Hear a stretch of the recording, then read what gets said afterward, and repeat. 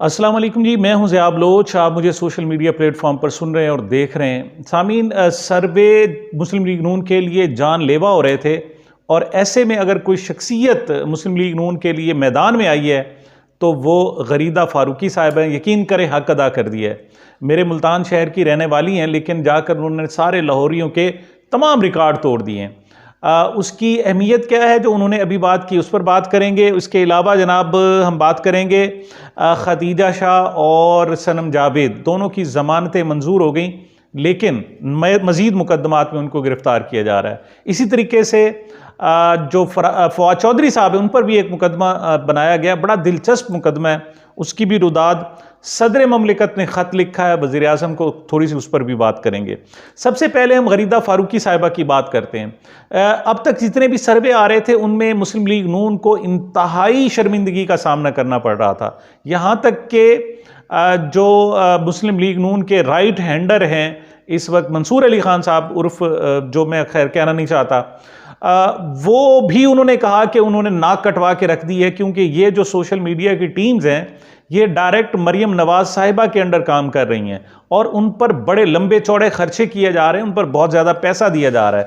लेकिन रिज़ल्ट ये है कि अब जनाब जब सर्वे का साम आया है तो पता चला है कि 78,000 जनाब PTI और 18,000 नून लीग।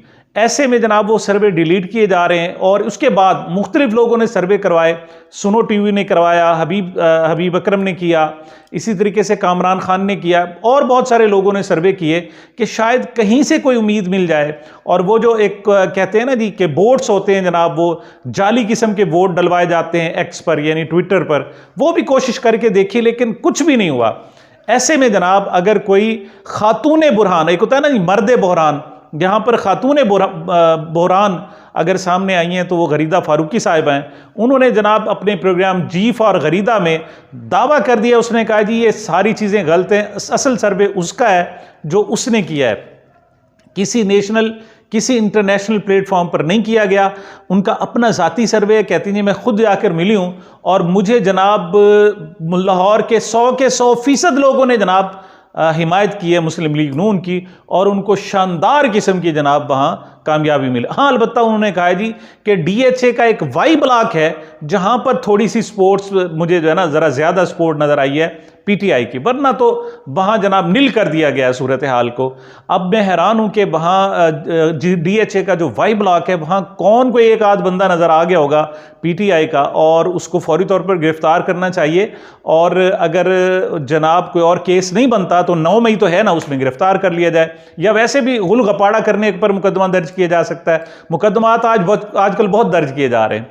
देखें, फवाद चौधरी साहब PTI को छोड़ चुके, लेकिन वो जनाब दरमियान में लटके हुए हैं। वो ना जनाब जा रहे हैं जेल में और ना जनाब जा रहे हैं इस्तेहकाम पाकिस्तान पार्टी में।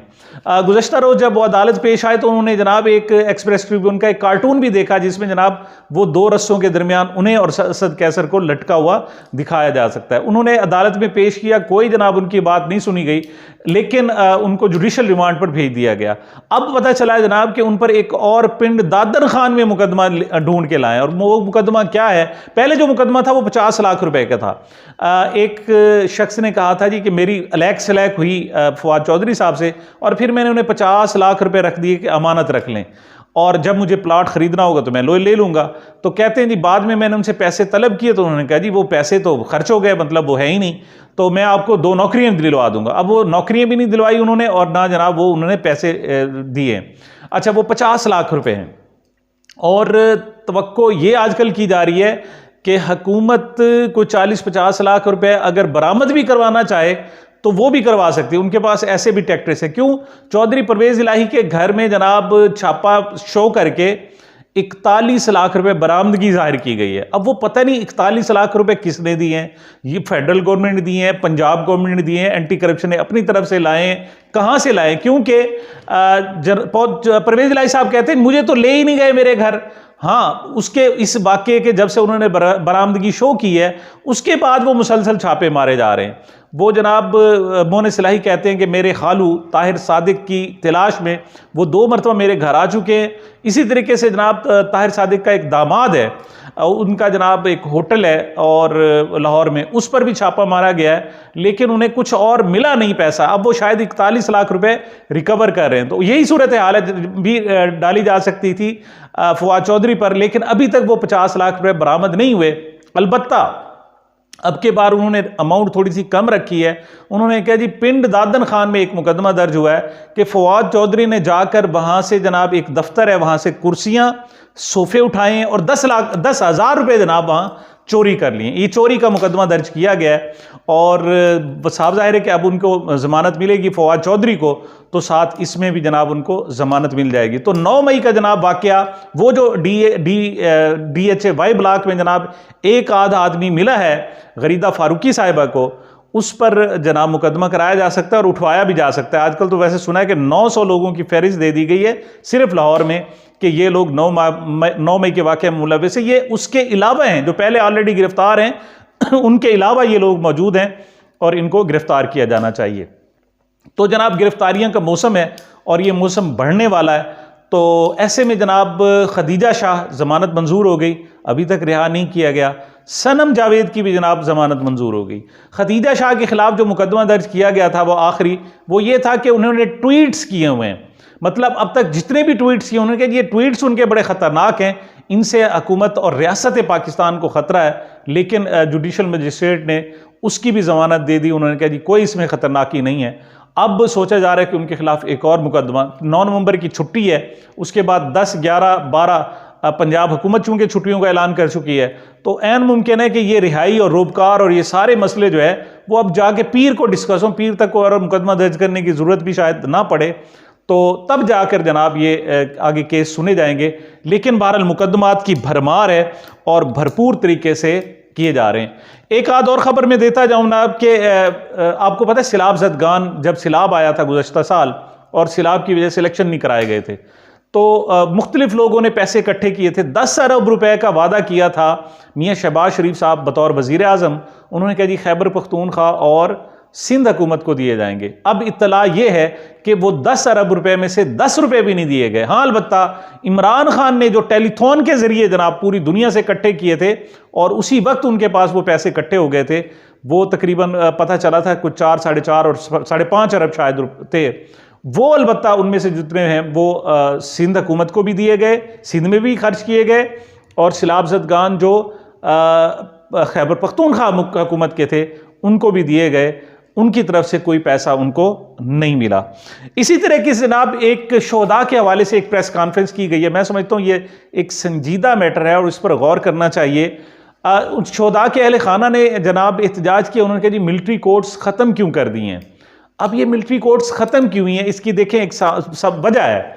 वजह यह है कि दहशतगर्दों के लिए कोर्ट्स थी, मौजूद थी, उस पर कभी कोई एहतजाज नहीं हुआ था, किसी ने कोई एतराज़ नहीं किया था और कोई सुप्रीम कोर्ट नहीं गया था, कोई हाई कोर्ट नहीं गया था। लेकिन जब विक्टिमाइजेशन शुरू हुई और इन अदालतों का सियासी इस्तेमाल शुरू हुआ और सियासी मुखालफीन को इस एक्ट के तहत घसीटा गया, चाहे वो जनाब साइफर एक्ट हो या दूसरे जनाब मिलिट्री कोर्ट्स के हवाले से हों, तो उस हवाले से जब मामला सुप्रीम कोर्ट में गया तो उन्होंने इसे इन हुकूमतों को ही जनाब कालादम करार दे दिया है। उन्होंने कहा जी आईनी पाकिस्तान में इसकी गुंजाइश ही नहीं है। उसकी वजह सिर्फ और सिर्फ ये थी, अब जो लोग भी इसको जानते हैं कि इनका सियासी जब इस्तेमाल किया गया है तो तब ऐसा हुआ है।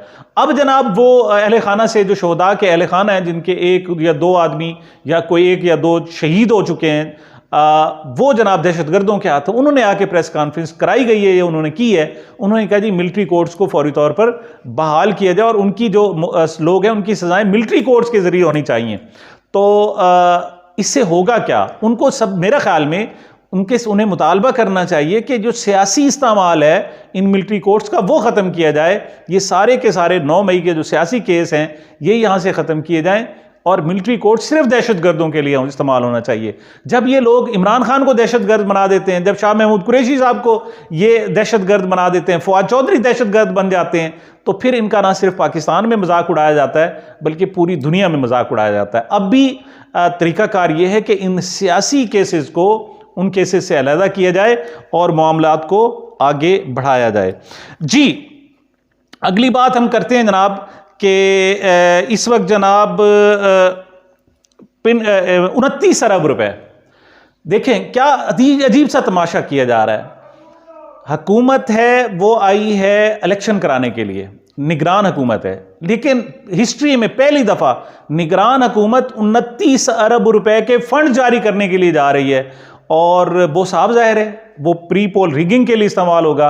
और इसे प्री रिगिंग थोड़ी कहना चाहिए, इसे तो फ्री रिगिंग कहना चाहिए। मतलब इस वक्त फ्रीली है, जो चाहे जनाब जिस तरह से चाहे आकर वो मैनिपुलेट करे, रिग करे, वो धांधली करे और अपने लोगों को चूंकि लाना है, इस हवाले से जनाब सारी तैयारियां कर ली गई हैं। लेकिन उसके बावजूद सूरत हाल ये है कि मियां नवाज शरीफ साहब जो किसी वक्त 2 अक्सरियत मांगा करते थे, इस वक्त वो मिन्नत और तरले कर लें कि खुदा के लिए मुझे सादा अक्सरियत दे दें ताकि मैं कम से कम नेक्स्ट आगे फैसले कर सकूं। तो जनाब ये सारी सूरत हाल थी अब तक की खबरें। आइंदा मज़ीद खबरों के साथ हाजिर होंगे, तब तक मुझे मेरे इस चैनल को अपनी मोहब्बतों और दुआओं में याद रखिएगा। मिलते हैं छोटे से वक्फे के बाद।